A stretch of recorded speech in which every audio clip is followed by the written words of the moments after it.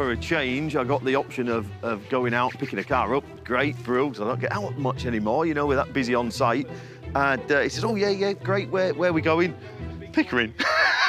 So I'm going a full 5 minutes uptown. I'm going for a Riley Kestrel, but the car's been stood in the garage 20+ years. I really don't know what I'm going to find, so we'll see.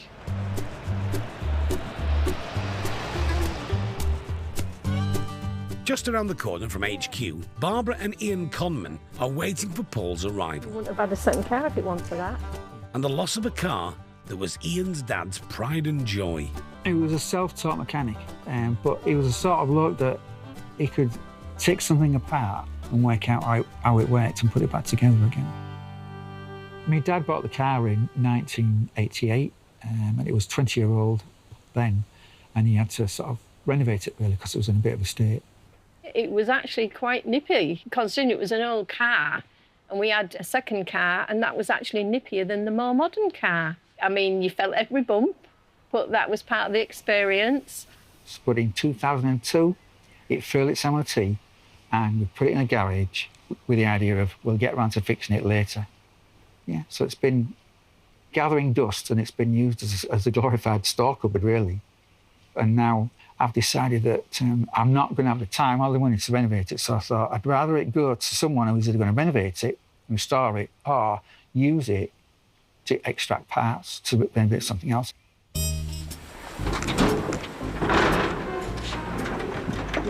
There she is, in all the glory. When you say there she is, I can just see a lot of boxes. Well, we'll shift the boxes and then we'll see, won't we? Yeah, it's looking very sad, really, but it could still be restored. Paul needs a clear run at the Riley, which means shifting 20 years' worth of, well, stuff. Do you know, I'd love to be able to drive it again. I mean, I haven't seen it like this for years.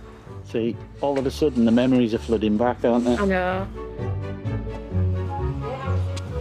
Let me go. Oh, God. Yeah. Have we still got the keys for it? Yeah, I've still got the keys. Smile.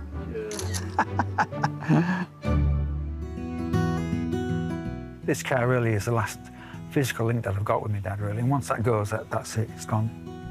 I'd rather see it go to a good home and get restored, but there's a lot to take on. It's going to be a very strange garage without it in it. Ian, good afternoon. Hi, Paul. How are you? Pleased to meet you. And you? Yeah. Long journey? No, I don't think so. No. I got all excited, a day out, and then they said it's Pickering. It's 5 minutes. And I thought, oh, well, I'm still out. Yeah, well, yeah, true. And then I got nervous because they said it hadn't moved for 20 plus years, and it's a narrow drive, and I thought, oh, hang on. Yeah, no, I was slightly worried about the car. Yeah. In that the wheels won't turn, probably, because it's been sat there for God knows how long. For so long, yeah. 20-odd years, yeah. Dare I ask why, Ian? It came into the garage after it failed its MOT, and it was a job I was going to do, but never got around to it. You're a gunnerer. 20-odd years later, it's still there, sat waiting to be done, so... We meet a lot of gunnerers. Yeah. We gunner this and gunner that. The world's full of them. The world's full of them. Yeah, there's doers and gunnerers. Yeah.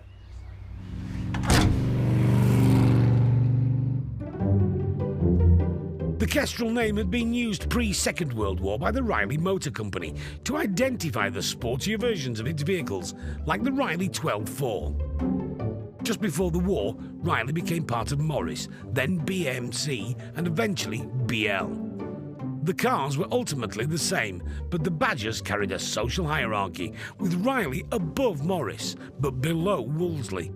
The Kestrel came along in 1965 as a variant of the Austin Morris 1100 and 1300S, but not for very long.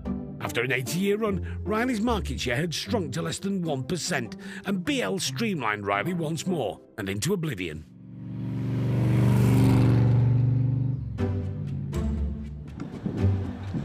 Is it time to change our minds? No. Wow.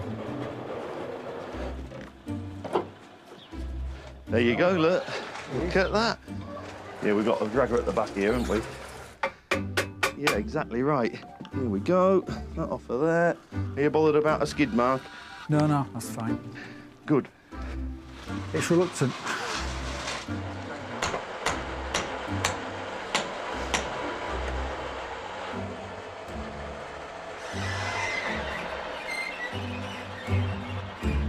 And there we go. That's it for today, guys.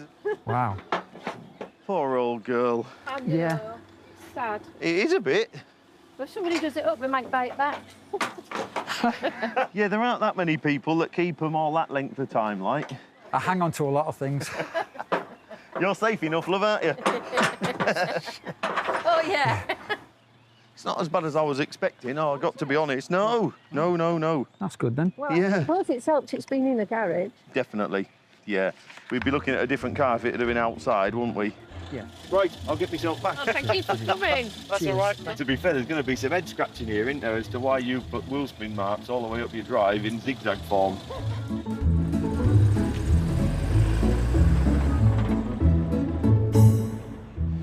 Well, here we have Riley Kestrel. Now, there's a rarity for you. They rusted for fun, they really did. Rear subframe mounts, etc., inner wings, trumpets, all the rest of it. They really did rust badly. I actually like them. The concept was great. When they were right and when they were newish, they were lovely. They drove beautifully, they really did. They're the only small car that drives like a big car. They float along lovely because of the hydroelastic suspension. They steer and they feel like a mini limo. They are really lovely. And if only they were perhaps rust protected or whatever, or the designs in general were a little bit better, possibly, I don't know. It's obviously going to want work, but I think it'll cause some interest with some enthusiasts. I'd have said somewhere between 600 and 1,000, maybe 800 quid, something like that, I don't know. Most expensive thing to sort out in here, of course, is the interior, look. Period, imitation sheepskin seat covers, look. Dreadful, weren't they? I mean, you imagine all this cleaned up. Look at that lovely dashboard. Even the dash top, no cracks, nothing like that. The seats out, repaired. Let's be fair. You know, if you do this on a bit of a budget, do it carefully. If you buy it at 800 quid, it's going to owe you 10, and I think it'd be worth 7. Maybe 8 if it's done really well, but not really, 7. So, dead sure way of blowing 3 grand. And you could sit a bloke down and you could run through it and you could ram it into him all day long, and he'd still do it because we're that sort of, we're wired up wrong, clearly. But it's a good job we're wired up wrong. There'd be no restored cars, would there? We're the one who's spending a load of money so it survives, so the next guy can enjoy it. And it goes on like that. It's not a business, and it's not a way of an investment, and it's not a way of making money. It's a hobby, and hobbies cost money. Simple as that. The Riley Kestrel. Now, this vehicle was lived in Pickering all its life. Whereabouts then? Let's get it sold. Is it worth 2,000? Where then? Come on. Is it worth 1,000 surely? £1,000 surely? Can't sell it without a bid. Where? Riley Kestrel, start me. Struggling. £500. You'd give that for the front, wouldn't you?